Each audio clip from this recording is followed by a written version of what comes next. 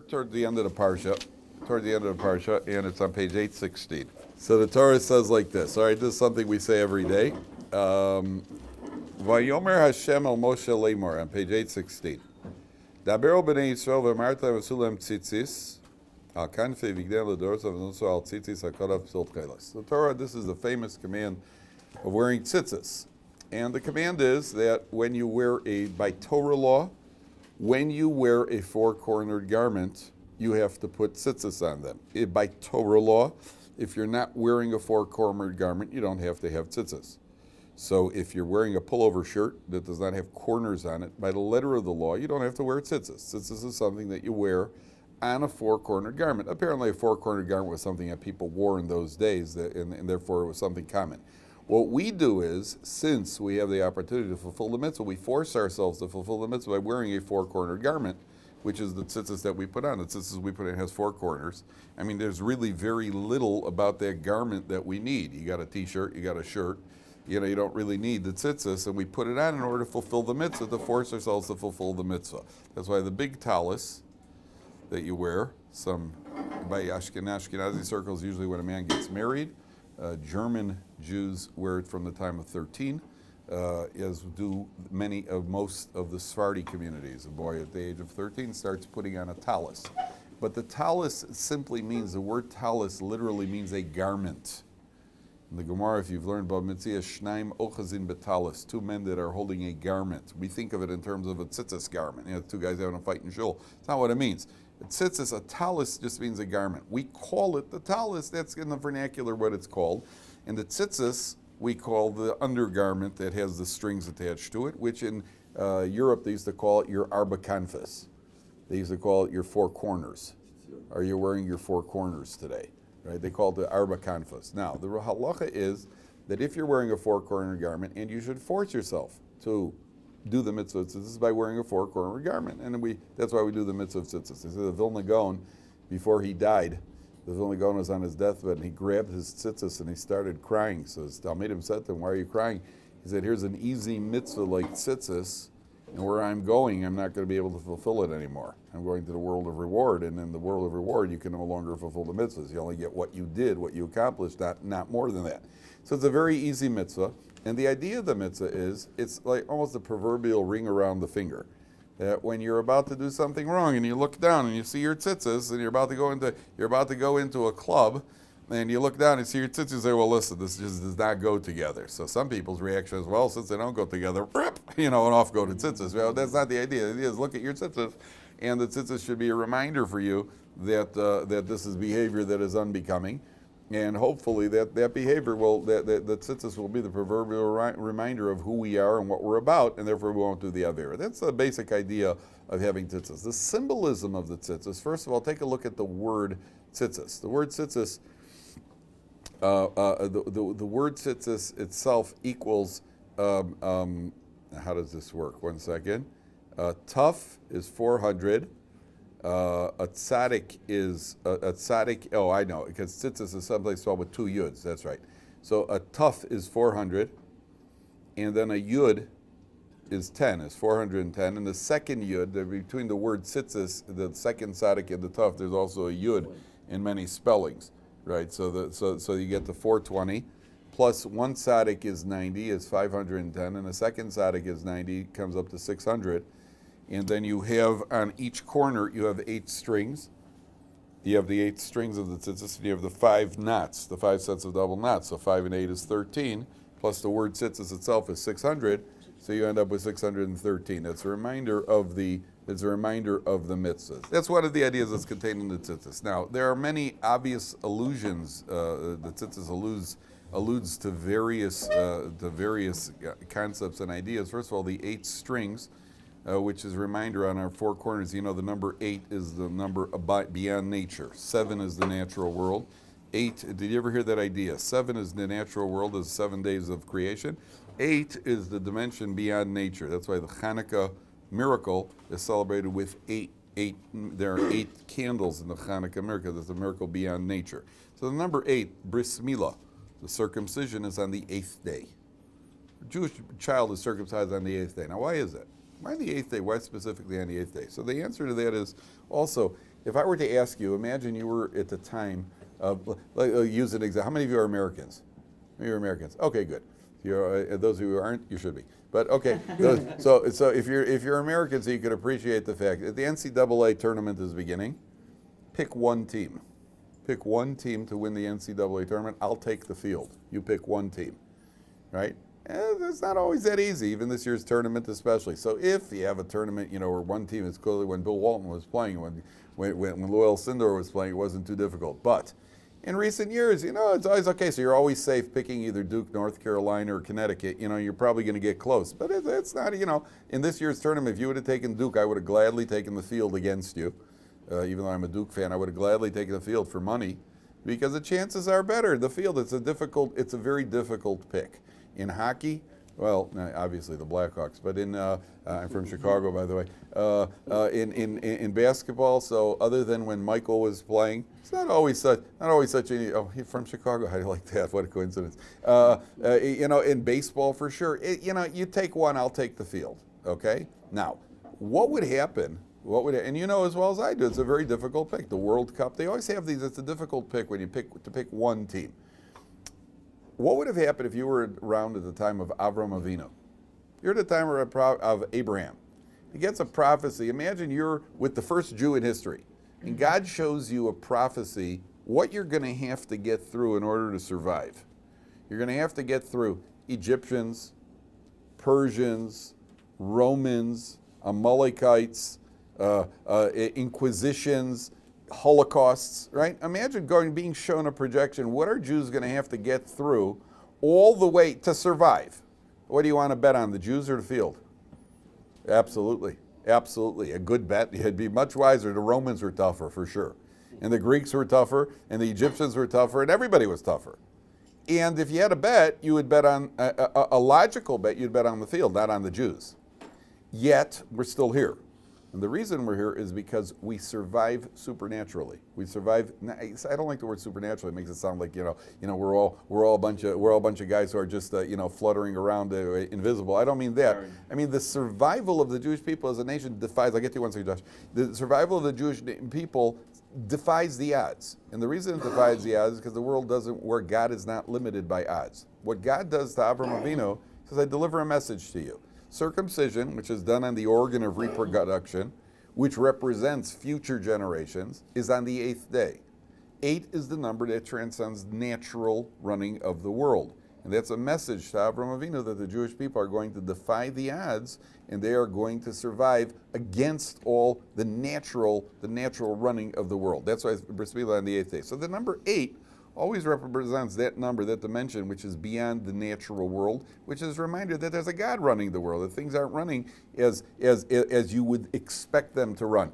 So the same thing when it comes to the tzitzis, as you look at each corner, you have a reminder, there's the number 8. There's the number 8, which is a reminder, there are 8 strings, which is a reminder that there's a God above us running the world, number 1. Number 2, tzitzis also, just in the way that tzitzis are made, can everybody see this? I don't know if it's on film over there. The way that tzitzis are made, you'll notice that the first third is very, very tight. It's wound very tight over here, the first third. And then the tzitzis open up kind of like into 8 strings over here like that. Now, one of the commentaries points out that this is a way of us understanding what Judaism is all about. That Judaism is, you start out following the straight and narrow, meaning you raise your children within the Jewish rules and halacha and everything else, but there's also going to be room for self-expression. But the self-expression, you could branch off into different areas of life. There's going to be room for self-expression, but it's first with the groundwork has to be laid of following the straight path. And then once you've got that you've internalized the straight path of Judaism, then there's room for people to go out. There are plenty, people think of the frum world as a bunch of guys who just sit around, learning Torah in black jackets and hats and speaking Aramaic. That's not true. There are plenty of frum lawyers. There have been frum congressmen. There's actually a frum senator from the state of Illinois. There's guys, a frum guy from Illinois, he's a state senator. There have been frum people, accountants, lawyers, doctors, everything else. There's plenty of room in Judaism for personal growth, personal expression. But you have to make sure that the foundation is laid of being a tight Torah Jew, that we follow the path. And then within that path branches out. That's what one of the commentaries suggests. That's the idea of the tzitzis. The idea of tzitzis is, I have a constant reminder. I mean, if you've worn tzitzis, I've had, it's one of the enchanting things. Certainly when you travel among non-Jews, there's nothing quite as interesting as davening in an airport and the looks that people are trying not to give you. You know, you can tell, and you can feel them. You know, people are walking past you just trying to go like, they're trying not to look. You know, there's that guy over there. So I was very self-conscious about davening in airports, and I travel a lot. I was very self-conscious until my wife and I were sitting, I think in what's the one, Liberty in New Jersey. What's it called, Liberty in Newark Airport. And my wife and I were sitting there, and I had a daven. And I go, listen, you got daven. There's nothing you can do about it. And you say, try to be as indiscreet as possible. And I'm like, I don't know, this is going back about 25 years. I'm like, I got to go daven, and people are going to look. And also, I hear this low rumbling sound. The sound gets louder and louder. There's a group of Krishnas come walking past. They're wearing orange robes, and they got their head is shaven with one ponytail sticking out of the head. And I'm looking at them thinking, heck, they're not embarrassed about how they're dressing. What should I be embarrassed? I got up, I davened. Since then, I davened. So you don't have to go and flaunt it, by the way. Don't make a public spectacle of yourself. But you should daven, and you have a right to daven, especially in the United States. Anybody hassles you, it's the best thing that could happen. They can sue them, become a millionaire, retire, and become, that's the best thing that could happen to you is get hassled. So I was once on Lufthansa Airlines. I ended up on, it's a German international airlines. I was supposed to be on United. And they have what's called a sharing code with the Lufthansa. I went to the United counter. They sent me off to Lufthansa. So I get on the plane. So it's me and 200 Germans. So there I davened with great pride. First I asked the stewardess, is it okay if I pray? So the stewardess says, yeah, I actually like when people pray on the plane. I'm actually a Muslim myself, so I like when people. So the Jew and the Muslim were there in front of 200 Germans, and she gave me permission to pray on the plane. And over there I davened, and it's like one of those things, if you can have a cartoonist write what I'm thinking or what you're thinking type of thing. And I imagine what they were thinking, and all I was thinking was, well, too bad there's still one of us left. You missed one, here we are, and we're davening of us. So that was my own little nasty pleasure. But if you're then you got to be careful nowadays, because there's a plane that actually was landed because some guy right after one of the terrorist attacks, like some kid put tefillin on a plane going somewhere in the South of the United States, and the stewardess, who had never seen tefillin before, got nervous that it's a terror. Guys right here, you walk, a stewardess sees the guy's wrapping something around himself on a plane, so they actually landed the plane. They landed the plane as a security threat. A friend of mine also, this is even before 9/11, he was sitting right behind the cockpit. He decided to start davening, and he starts wrapping his tefillin, and just then the cockpit opens up. One of the pilots walked out, and he sees there's a guy behind the cockpit. He says, "Who are you?" He says, "My name is Aaron." He said, "No, that's not what I meant." I said, "No, it's just, don't worry, it's just phylacteries, So I was also on one plane. See, there's all the fun of traveling. I was on a Greek Airlines, Olympic Airlines. That's one of those pedal at your seat airlines, and I had a daven, and the guy sitting across the aisle from me looked like a Greek professor, and I'm putting on my tefillin. He turns to me and goes, "I know what those are. Those are phylacteries." So I was like, "Oh, shkoyach," well, that's great. Yeah. So I didn't. That was what I was thinking. So I just said to him, "Oh, Ray, you don't have to be polite." I just said, "Well, how do you know?" He goes, "Well, I saw the movie Yentl." Well, Yentl was about a woman who infiltrates a yeshiva, Barbara Streisand. And I was just thinking, we're meant to be a light to the nations, but that isn't quite what they had in mind, not with the movie Yentl. So that's all part of the fun. So you try to be as indiscreet as possible, be as discreet as possible. On the other hand, that's what the tzitzis are. So people have often had funny reactions to what are those strings? I went to university with the yarmulke. I also got some interesting comments about the yarmulke. There was one girl was a Quaker, and she asked me if the different yarmulkes, and I was wearing one of those knitted B'nai Akiva, colorful yarmulkes at the time. She asked me if the different colors mean you're from a certain tribe, which I was very enchanted by. I thought that was very, very creative, very novel. And then there were always the guys, with the they called me Beanie. When I played basketball, I was a Beanie. When I played with the black guys, I was, hey, Beanie. And then but they respected it. They always respected it. I found that when you wear it, you make a statement, people respect it. And the tzitzis also, they're just absolutely enchanted. Yo, what's them strings? Well, it has to do with they call them Jew strings. So they but I never had a problem in a personal kind. I never had a problem. And in airports now, I have a friend of mine who's a rabbi. He's got a long, flowing white beard.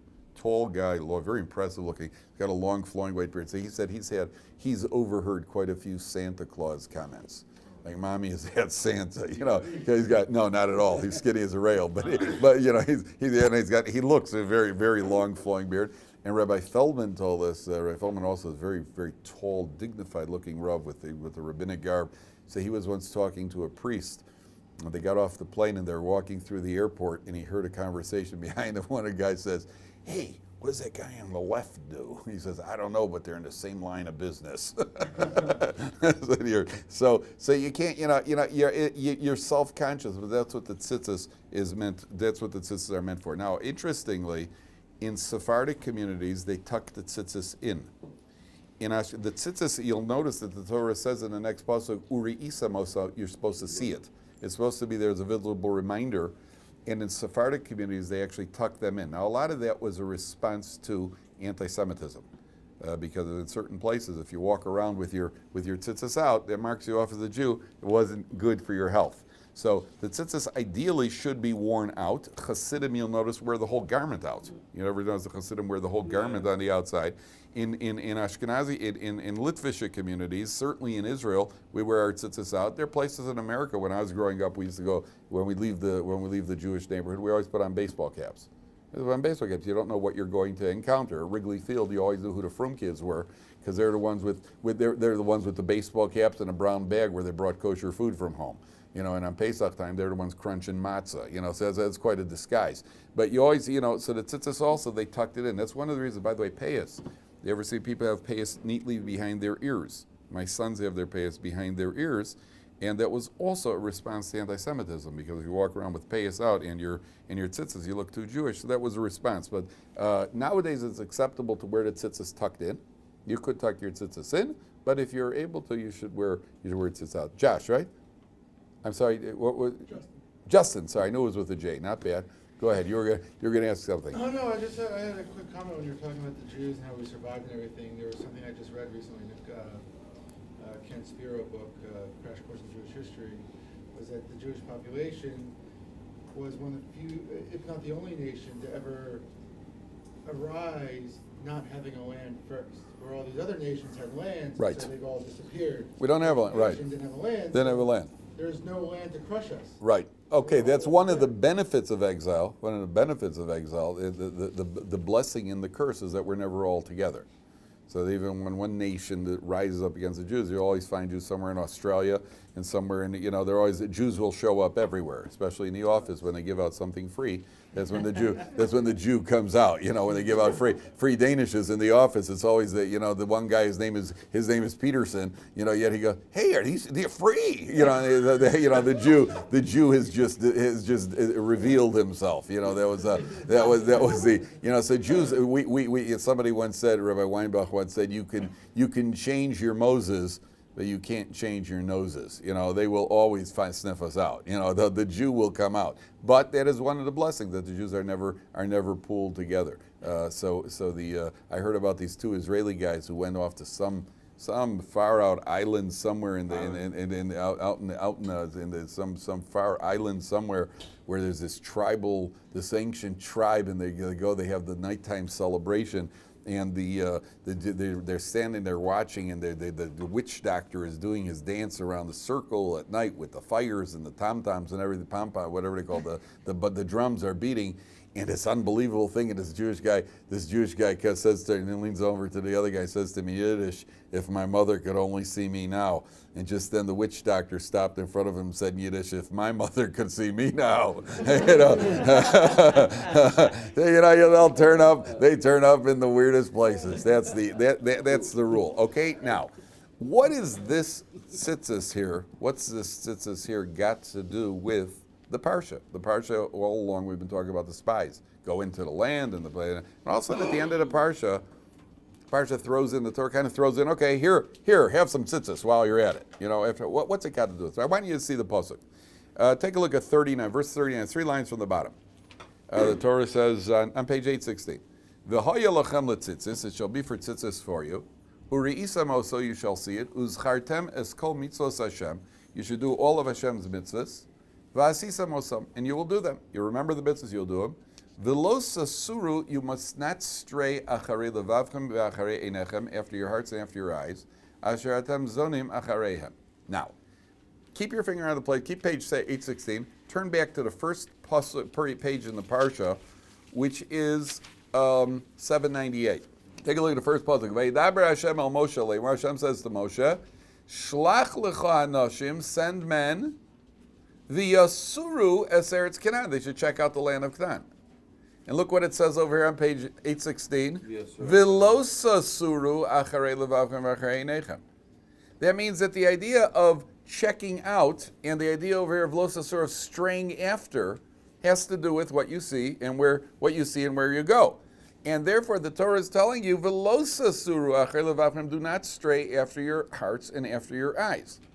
And the connection here is that if you go into the land and you look the wrong way, when Moshe Rabbeinu sends his spies, it's because you strayed after your hearts and your eyes, you brought back a bad report. And therefore, the Torah is telling you that a Jew has to keep himself in line and don't stray after your heart and your eyes. Now, there's a very puzzling comment in Rashi over here.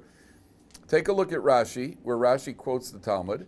It's on the, it's in the left column, second line from the bottom in the left column. If you find it, please show the person next to you. Rashi says on this pasuk, Halev v'ha'einayim, right in the middle of the line, on the middle of the line, left column, second line from the bottom, middle of the line. Rashi says, Halev v'ha'einayim hemeraglim leguf. The heart and the eyes are the spies of the body. Isn't it interesting? What was the Parsha talking about? Spies. Misarsarim loas averos. They are the ones who make it possible for him to sin. Ha'ayin roeh, the eye sees. Ve'alev chomed, the heart desires it. Ve'aguf oses averos, then the body does the sin. So it's the heart and the eyes, and the pasuk says, don't stray after, lo sasura, don't stray after your heart and your eyes. Why does it say heart first? Oh, very good, Liran, very good. That's exactly what the commentaries asked, the following question. In the verse itself, it says, don't stray after your heart and after your eyes. Yet when Rashi, quoting the Talmud, explains it, he says, the eye sees and the heart desires. Rashi reverses the order. Yet the Torah says, don't stray after your heart and after your eyes. So the explanation, which is very true about human nature, is like this. In life, in general, you see what you want to see. Your heart desires it, and then you figure out a way to see it. So sometimes, you have two people going to a wedding, and one guy saw the food. You have another guy who says afterwards, wow, a lot of nice girls over there. I didn't see any. Sure, because you weren't thinking about it. The guy who wants to see it, you'll find it. What you'll figure out a way to see it. You could be in a shul where there's one 79-year-old woman on the other side of the mechitza, and you'll see her. Now, one guy will say, because that's what he's looking for. That's what his heart desires. But at the moment, that's because you're looking for it. But at the moment that it happens, what triggers you off? What triggers you off first is your eyes. Your eyes see it. In other words, there's a difference between the general desire and the specific incident. In the specific incident, you're minding your own business, you see something across the room, a non-male type person, and your eyes see it, your heart desires it, and then the next thing you know, you get her to drink from the punch bowl, and the rest is history. That's the way to go. That's how it works. Your eye sees it, your heart desires it, and then you end up doing the Aveira. But your overall attitude is your eyes take you where your heart is really is at. My heart is in a certain place, that's where my eyes are going to find it. But on the individual level, on the individual incident, it's what your eyes see that triggers off the entire chain of events, which eventually leads to the sin. That's the idea. So the Torah comes along, the Torah Rashi quotes, the eyes and the heart are the spies. They're the spies of the body. You know what that really means? It means that the same way that the spies who went into the land, what was their job? What was their job? Remember, those of you who were here in the beginning of the week, what their flaw? Their job was report the facts and let the brain do the thinking and decide what to do with those facts. You were meant to go in, bring the news to Moshe Rabbeinu, let him decide what to do. He's the brain. The eyes and the heart are our spies. That means we sense things, we see things, but our brain should make the decision, should you be involved in that thing or not. But it's the eyes and the heart which are the spies of the body, because those are the senses of the body. That's what sees, that's what desires, but you have to activate the mind, the willpower, to decide this is appropriate behavior, this is not appropriate behavior. That's the idea. Okay? Now, at the end of the day, do you know that there's an idea called something called Tailless? You know, the blue string, which you're supposed to put on the tzitzis. If we have, there's some sort of marine creature called a chilozon. Now, it's not known exactly what this chilozon is. There are some that say it's a sort of what do you call it? A snail of some sort. It's not clear what this chilozon is. Now, nowadays we do not have that blue color. There was a great Hasidic Rabbi in the late 1800s called the Radziner Rebbe. His name was Rav Henoch Leiner. Was a Radziner Rebbe who claimed that he found the chilozon. He wrote an entire thick sefer, a book describing why this is the chilozon and proving that it's chilozon. And to this day, there are Radziner Hasidim who do wear Tailless on their tzitzis. The mainstream Torah community has not accepted that. And according to the great poskim of our generation, the halachic authorities of our generation, in order to, even if you could prove it in a laboratory, that's not good enough. You need a tradition that this is it. It's a required tradition. It's not something that's a question of laboratory proof. You need to have a tradition. We find this in other areas of halacha. For example, testimony. Testimony in Beis Din, the only way you could, those of you who are learning Makos, the only way that you accept testimony in Beis Din is if two living witnesses testify to it. The fact that it can be proven with whatever they do, DNA testing and all that other stuff, that would not count as testimony in Beis Din because we have a set of rules of how to do it and it's got to be done a certain way. Here, there is a required tradition, a word-of-mouth tradition, that this is the chilozon. And since we've lost that tradition, what the chilozon is, we do not wear Tailless nowadays. There are those who claim that they have found Tailless, they put Tailless on their tzitzis, but we don't. Yeah, please. How can we refine that tradition? Like, what would need to be found to reestablish that? Good. To the best of my knowledge, that tradition will only be reestablished with the advent of the Mashiach and Eliyahu Hanavi coming on. It's a good question, Nadi. That will only be reestablished when we have something to tell us that was the tradition. Obviously, the tradition cannot be reestablished because we can't. Anybody who knew it was in the lives of, So you need I guess, Eliyahu Hanavi or the Mashiach to reestablish the tradition. But we cannot test it in a laboratory. That's not the way the Torah doesn't operate that way. Okay, yeah. I would say rather put it on and then at least have something. Good. So the problem with that is that the Gemara itself says that to put it on if it's not Tailless is worse than not putting it on at all.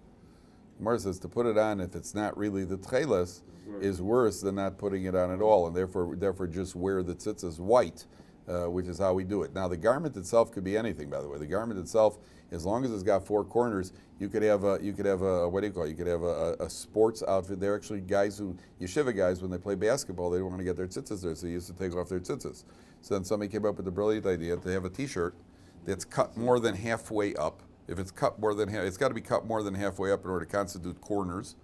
And they put They put tzitzis on it, and then and then you wear that as your basketball tzitzis. And you would have to then, and that way you could play without sweating up your regular tzitzis. Now the tzitzis that are wool, they have heavy wool tzitzis, which in Israel in July really feel good. So there are people like myself who wear cotton tzitzis, which is perfectly acceptable. But there are plenty of people who wear the heavy wool tzitzis, and with a heavy black jacket and a shtreimel in July, there's nothing better. But you can wear the wool tzitzis. The tzitzis that are not acceptable, they have these mesh tzitzis. If you ever see the mesh, they have the holes. They're made out of a material with mesh. Now there are different opinions because some halachic authorities say that mesh is actually made out of a synthetic type of plastic, which is not officially a garment. So for example, if you're wearing leather, you do not have to put tzitzis on a leather, four-cornered leather garment because leather is not considered something that is a garment. And in my experience, people who wear leather really are not concerned about tzitzis. So, but leather would be exempt. If you wear a poncho, it's a four-cornered poncho, and it's not made out of plastic. If let's say it's made out of cotton and it's a four-cornered poncho, you would put tzitzis on it. What do you call it? A bed sheet? You don't have to put tzitzis on because that's not a garment. It's not a garment. You have to put tzitzis on your bed. But if you're wearing a four-cornered garment, that's the idea, that the tzitzis should be a reminder. They're not that expensive now. I think you get a pair of tzitzis for about 40, 50 shekels, 60 shekels, something like that. Yeah. What about like a toga type thing where it's just like a cloth wrapped around? If it's big enough, it's got to be if it's a certain size, but it wraps around. It's got four corners. Then yes, like a scarf has to be a certain size. I don't remember the precise dimensions, but if you wear a small scarf that wraps around, but if you wear a toga and it wraps around and it's big enough. I don't know why you would do that, Nati, but assuming you did wear a toga, back, in the school play where you're playing Caesar, so then yes, you'd be Caesar with tzitzis, that sort of thing. Yeah, then you would wear it. Okay.